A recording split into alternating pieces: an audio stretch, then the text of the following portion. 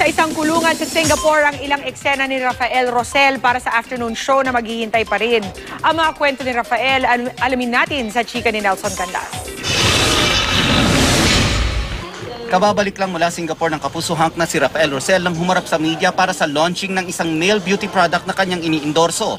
Kahit wala pang tulog, masaya niyang ikinuwento ang taping niya roon. Kasama si Bianca King para sa afternoon prime soap na maghihintay pa rin. Kinuna nila ang mga eksenang napiit sa Singapore ang role na ginagampanan ni Rafael. I don't think na aware lahat ng mga tao dito sa Pilipinas kung gaano kahirap yung buhay abroad eh. Kaya kung papanoorin nila to, marami silang matututunan tungkol sa buhay doon sa abroad, kung paano nagko-cope ang mga Pinoy din para magpadala ng provision para sa mga pamilya nila dito sa Pinas.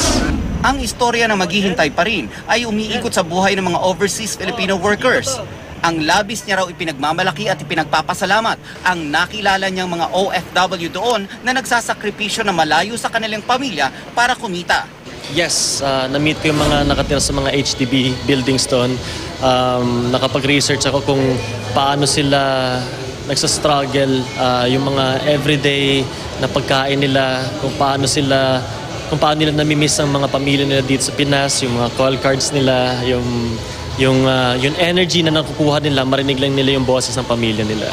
Nelson Canlas updated sa Showbiz Happenings.